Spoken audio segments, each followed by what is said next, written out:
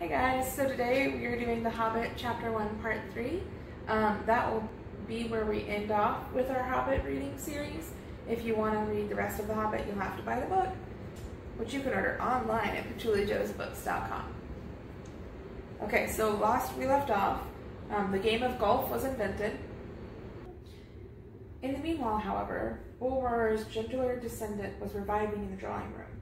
After a while, and a drink, he crept nervously to the door of his parlor. This is what he heard, Gloin speaking.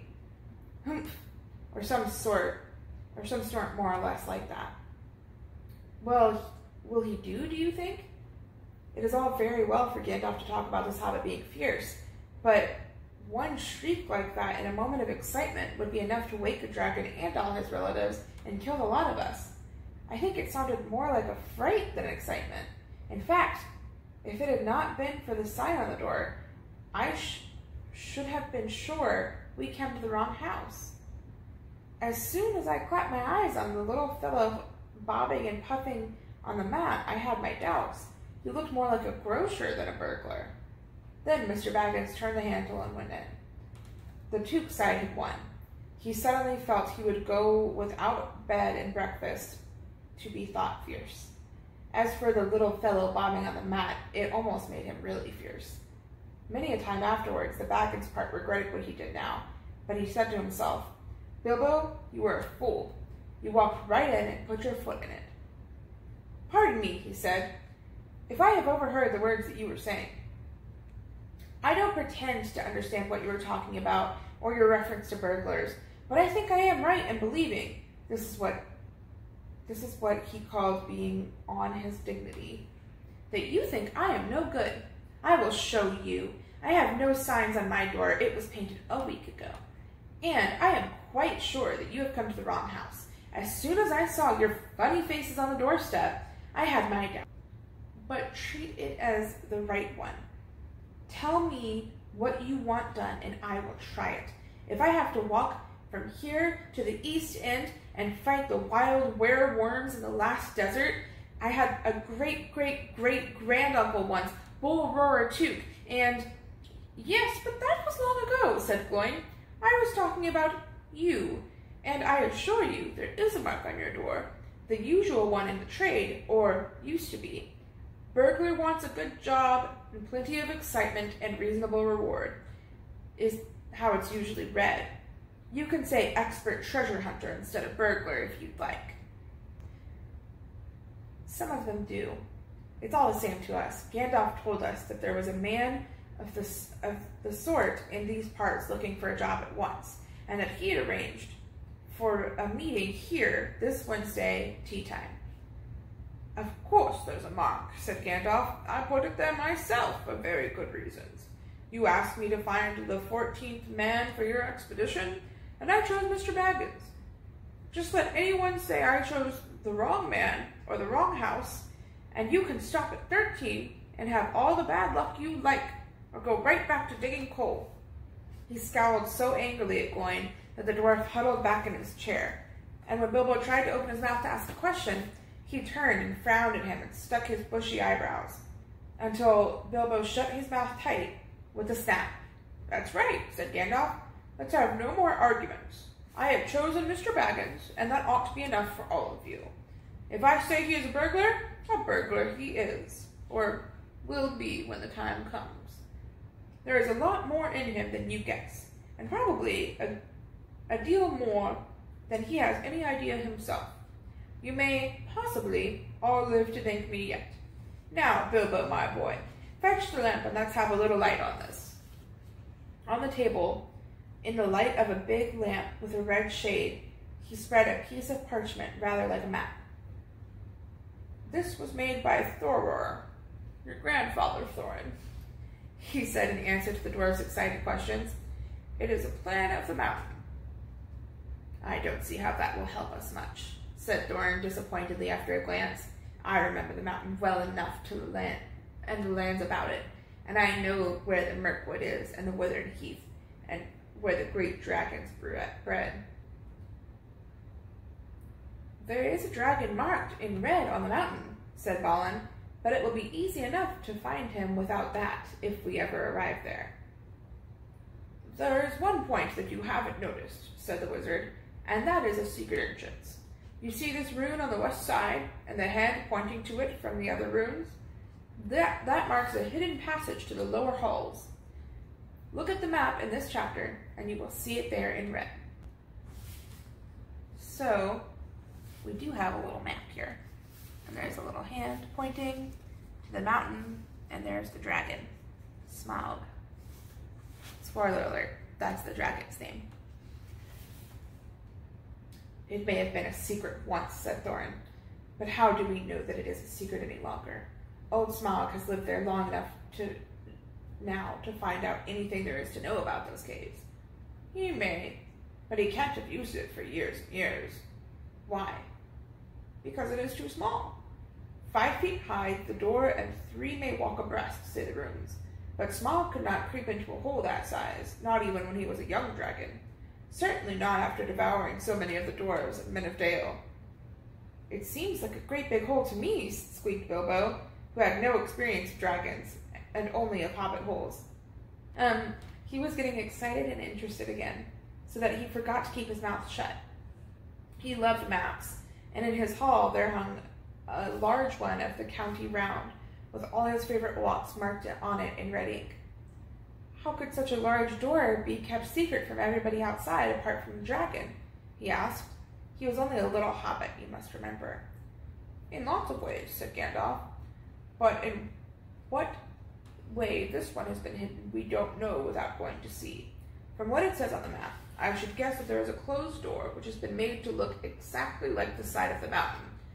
That is the usual dwarf's method. I think that is right, isn't it?" "Quite right," said Thorin.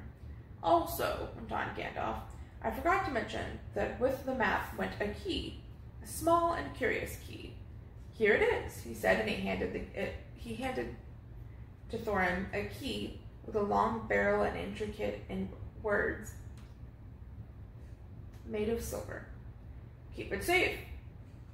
"Indeed I will," said Thorin, and he fastened it upon the fine chain that hung about his neck and under his jacket. Now things look more hopeful. This news alters them much for the better. So far, we've had no idea what to do. We thought of going east, as quiet and careful as we could, as far as the Long Lake. After that, the trouble would begin. "A long time before that, if I know anything about the roads east," interrupted Gandalf. "We might go from there up along the river running," went Thorin, taking no notice. "And so the ruins of the Dale, the old town in the valley there, under the shadow of the mountain. But we none of us liked the idea of the front gate. The river runs right out of it through the great cliff at the side of the mountain, at the south of the mountain. And out of that comes the dragon, far too often, unless he has changed his habits." "That would be no good," said the wizard, "and not without the mighty warrior. Even a hero. I tried to find one, but warriors are busy fighting one another in distant lands, and in this neighborhood, heroes are scarce, or simply not to be found. Swords in these parts are mostly blunt, and axes are used for trees, and shields as cradles or dish covers, and dragons are comfortably far off, and therefore legendary. That is why I settled on burglary, especially when I remembered the existence of a side door. And here is our little Bilbo Baggins, the burglar, and the chosen and selected burglar. Now, let's go on and make some plans." "Very well, then," said Thorin. "Supposing the burglar gives us some ideas or suggestions." He turned with mock politeness to Bilbo.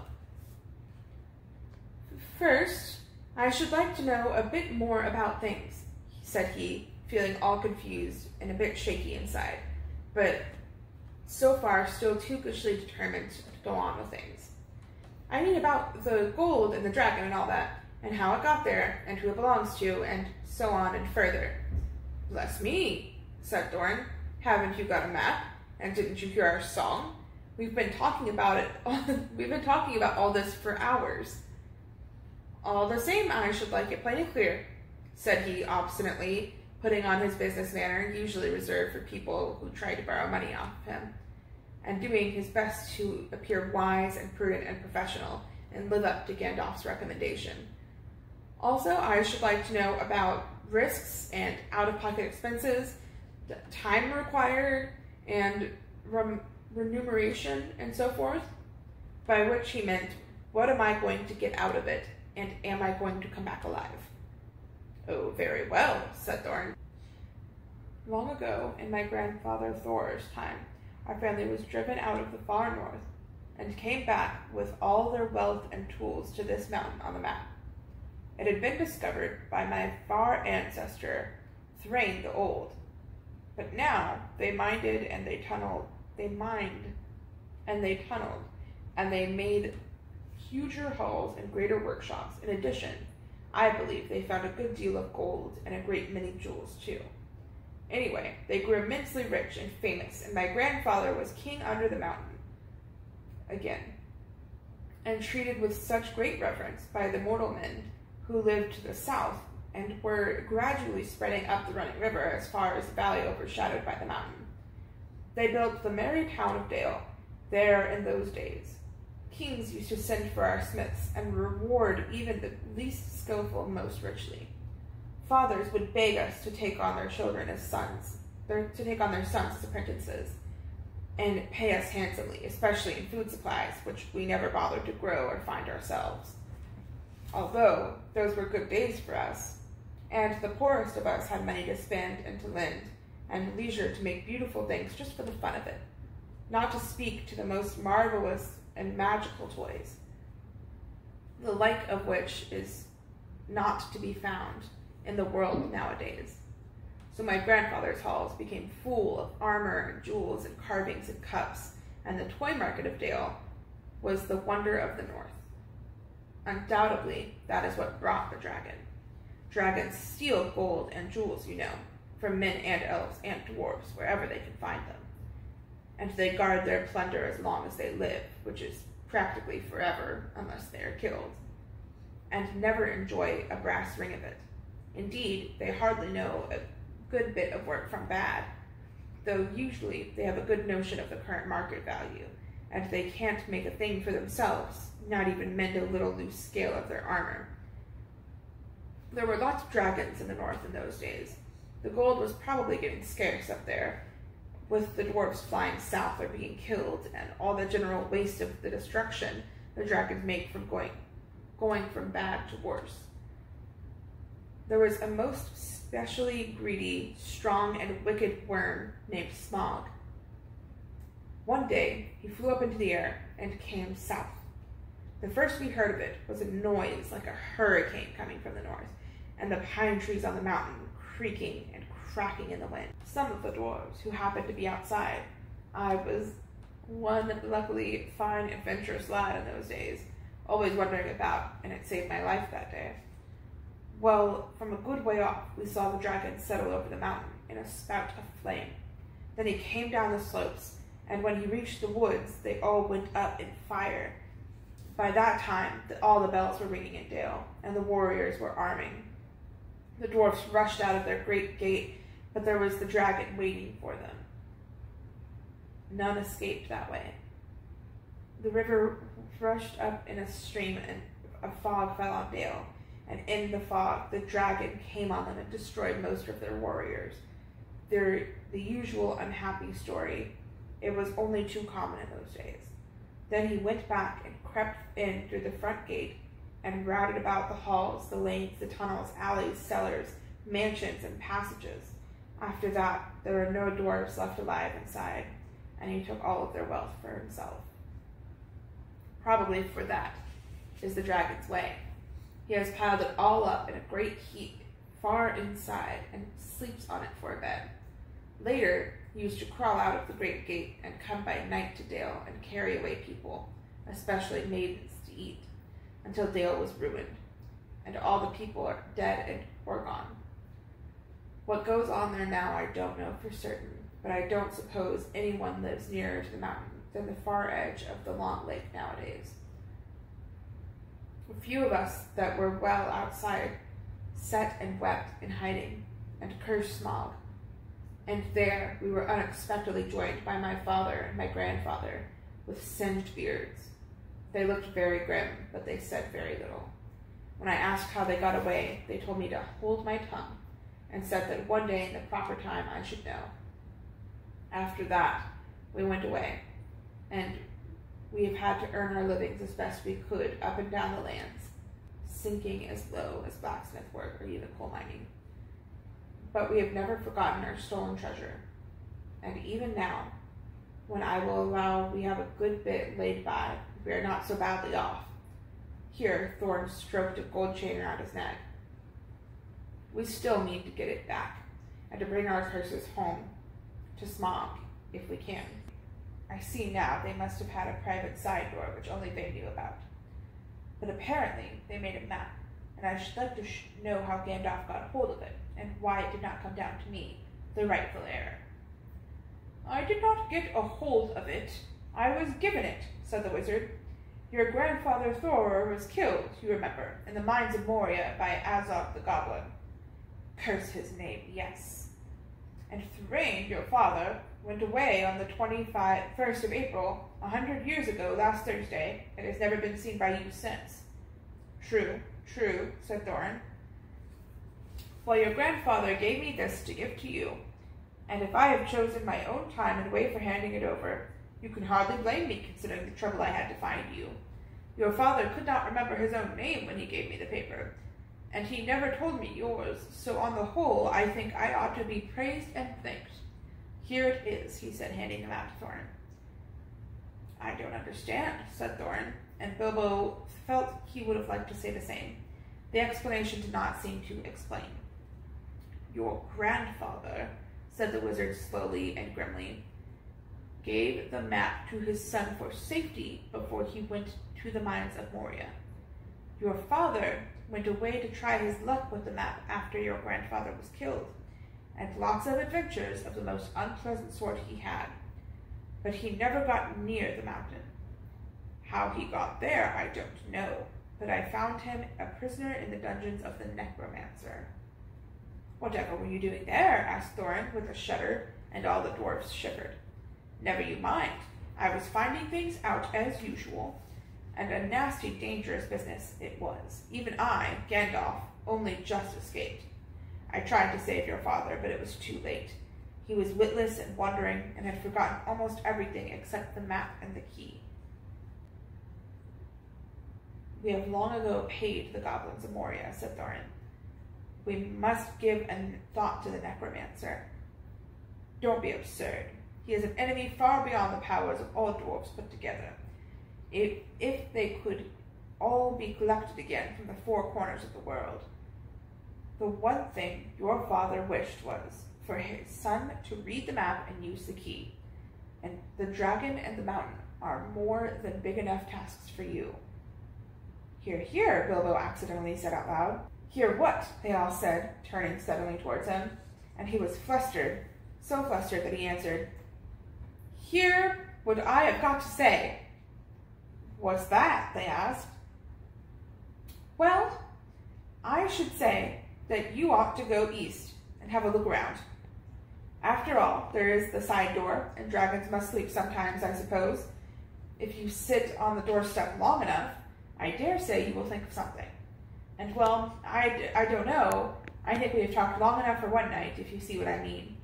What about bed, and an early start and all that? I will give you a good breakfast before you go. Before we go, I suppose you mean, said Thorin. Aren't you the burglar? And is sitting on the doorstep your job, not to speak of getting inside the door? But I agree about bed and breakfast. I like 6 eggs with my ham when starting out on a journey. Fried, not poached, and if you mind, don't break them. After all the others had ordered their breakfast without so much as a please, which annoyed Bilbo very much, they all got up, and the Hobbit had to find room for them all, and filled his spare rooms and made beds on chairs and sofas before he got them all stowed and went to his own little bed, very tired and not altogether happy. One thing he did make his mind up about was not to bother to get up very early and cook everybody else's wretched breakfast.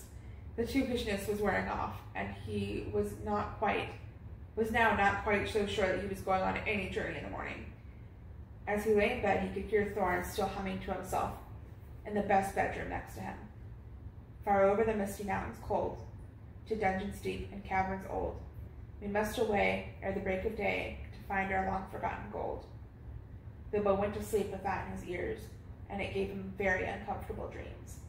It was long after the break of day when he woke up. And that's where we're going to leave The Hobbit for now. Don't forget, Tolkien Day is on March 25th, and you can order any of Tolkien's great works from PatchouliJoesBooks.com. Thanks, guys!